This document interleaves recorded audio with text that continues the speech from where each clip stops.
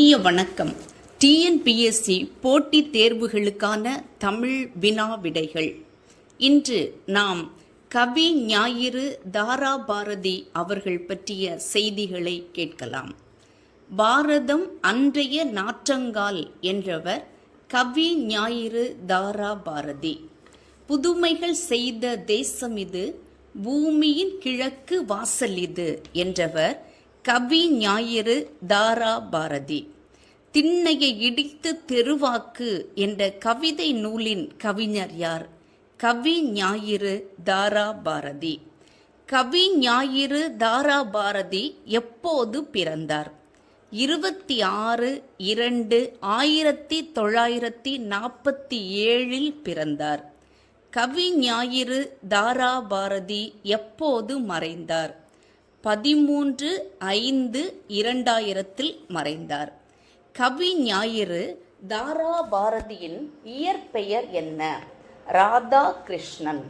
கவி ஞாயிறு தாராபாரதி இயற்றிய நூல்கள் யாவை? புதிய விடியல்கள், இது எங்கள் கிழக்கு, பூமியை திறக்கும் பொன் சாவி, விரல் நுனி வெளிச்சங்கள், இன்னொரு சிகரம். தமிழக அரசு இவரது நூல்களை நாட்டுடைமை ஆக்கியுள்ளது. உங்களுக்கு தெரியுமா? கவி ஞாயிறு தாராபாரதிக்கு தமிழக அரசு நல்லாசிரியர் விருது வழங்கியுள்ளது. எழுச்சி மிகுந்த கவிதைகளை எழுதுவதில் வல்லவர் கவி ஞாயிறு தாராபாரதி. விரல்கள் 10 மூலதனம் என்றவர் கவி ஞாயிறு தாராபாரதி. வந்தது யாருக்கும் தெரியாது, நீ வாழ்ந்ததை உலகம் அறியாது என்றவர் கவி ஞாயிறு தாராபாரதி. வேலைகள் அல்ல வேள்விகளே என்றவர் கவிஞர் தாராபாரதி. இன்னொரு சிகரம் கவிதை நூலின் ஆசிரியர் கவி ஞாயிறு தாராபாரதி. கவி ஞாயிறு தாராபாரதி பிறந்த ஊர் எது தெரியுமா? திருவண்ணாமலை மாவட்டத்தில் உள்ள குவளை என்னும் ஊர். கவி ஞாயிறு தாராபாரதி எவ்வாறு தன் பெயரை மாற்றிக்கொண்டார்?